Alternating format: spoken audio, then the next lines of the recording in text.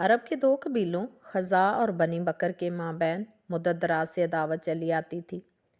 صلح حدیبیہ کے بعد خزاع نے مسلمانوں کے ساتھ دوستی اور اتحاد کا رشتہ استوار کر لیا تھا اور بنی بکر قریش کے حلیف ہو گئے تھے۔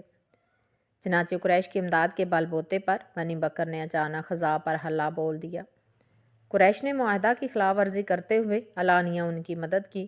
خزاع نے حرم میں پناہ لی۔ مذہبی اور ملکی قوانین کی روح سے حرم میں خون ریزی حرام تھی، مگر بنی بکر نے اس کی بھی پرواہ نہ کی اور نہایت بے دردی سے پناہ گزینوں کو موت کے گھاٹ اتار دیا۔ حضور صلی اللہ علیہ وآلہ وسلم نے یہ واقعات سنے تو سخت رنج ہوا۔ قریش کے پاس قاصد بھیجا اور 3 شرطیں پیش کی کہ ان میں سے کوئی ایک منظور کر لی جائے۔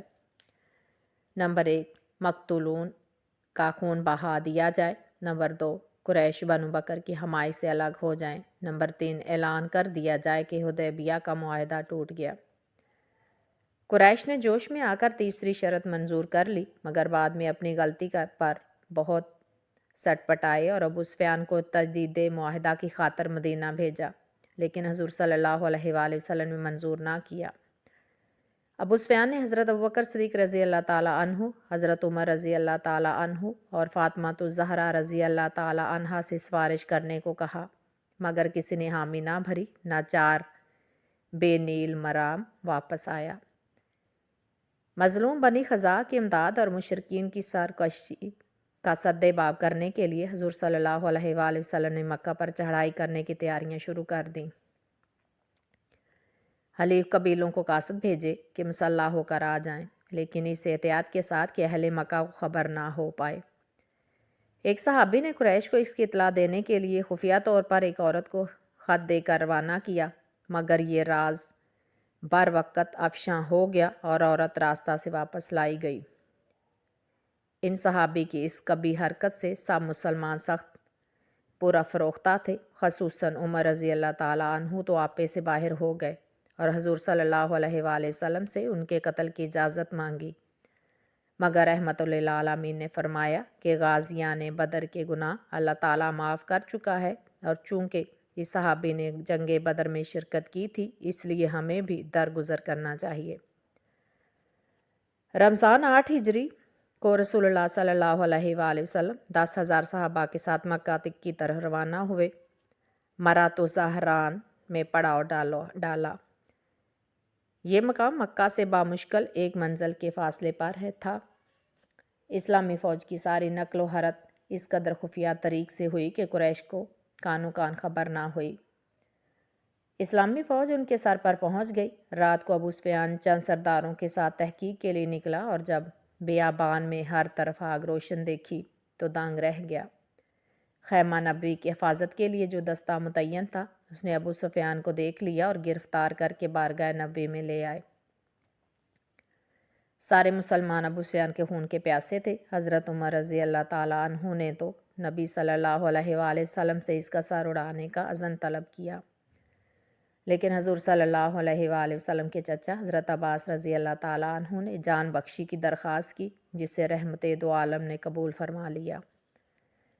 تاریخ عالم میں یہ اپنی قسم کی واحد مثال ہے کہ اتنے بڑے دشمن کو کمال فراغ دلی اور عالمی حوصلگی سے معاف کر دیا گیا ہو۔ اس سلوک کا ابو سفیان پر اتنا گہرا اثر ہوا کہ صبح حضور صلی اللہ علیہ وآلہ وسلم کی خدمت میں حاضر ہو کر ایمان لے آیا۔ حضور صلی اللہ علیہ وآلہ وسلم نے خوش ہو کر فرمایا کہ مکہ کا جو شخص ابو سفیان کے گھر میں یا حضرت خدیجہ کے بھتیجے حکیم بن حزام کے گھر میں پناہ لے گا اس کو امان ہے، نیز جو اپنے گھر کا دروازہ بند کر لے گا یا ہتھیار ڈال دے گا یا خانہ کعبہ میں داخل ہو جائے گا اس کے لیے بھی آسان ہے اور اسے بھی امان ملے گی۔ ابو سفیان نے اس عزت افزائی سے نہایت شادمان ہوا اور مکہ پہنچ کر اپنی قوم سے کہا کہ اسلامی لشکر کے مقابلہ میں تم میں تاب نہیں، اس لیے اگر جان کی امان چاہتے ہو تو کعبہ میں یا میرے گھر میں پناہ لے لو یا اپنے اپنے دروازے بند کر لو اور تلواریں میان میں رکھو۔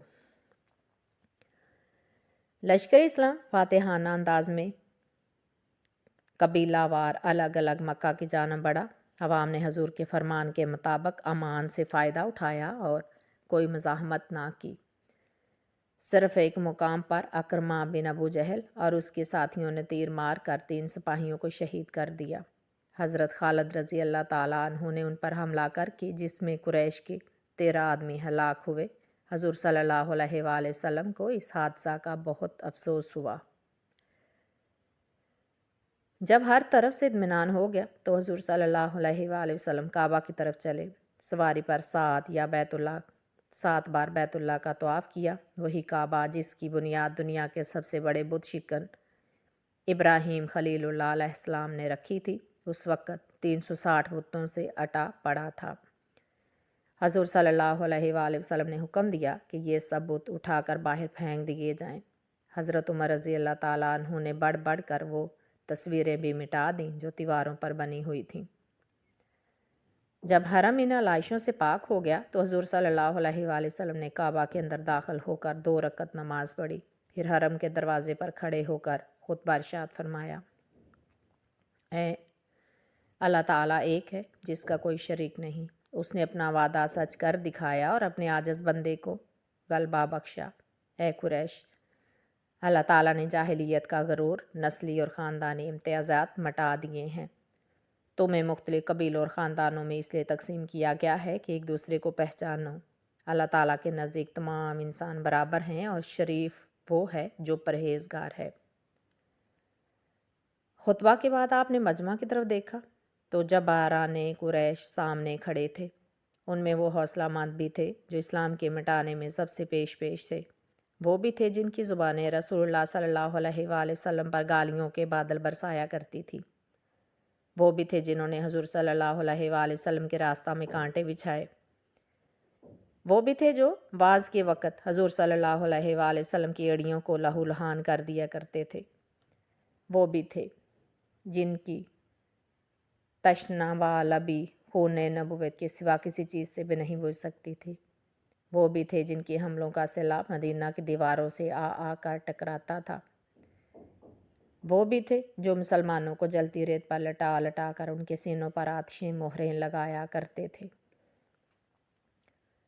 سرور کائنات صلی اللہ علیہ وآلہ وسلم نے ان کی طرف دیکھا اور پوچھا: تمہیں معلوم ہے میں تم سے کیا معاملہ کرنے والا ہوں؟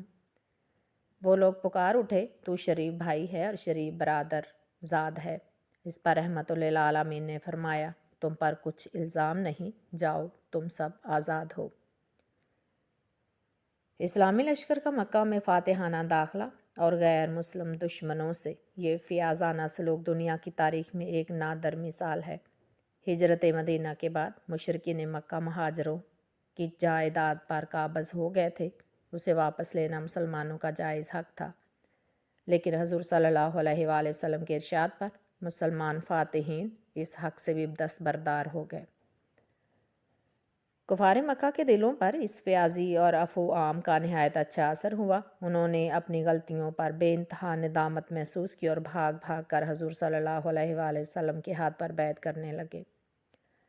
قریش تمام عربوں کی نگاہ میں مذہبی پیشوا تھے کیونکہ کعبہ کی تولیت ان کے سپرد تھی۔ اکثر قبائل دل سے تو اسلام کی طرف میلان رکھتے تھے مگر محض اس لیے رکے ہوئے تھے کہ دیکھیں قریش کیا کرتے ہیں۔ گویا قریش کا اسلام لانا سارے عرب کا اسلام لانا تھا۔ چنانچہ فتح مکہ کے بعد تھوڑے ہی عرصہ بعد تمام قبائل عرب مسلمان ہو گئے۔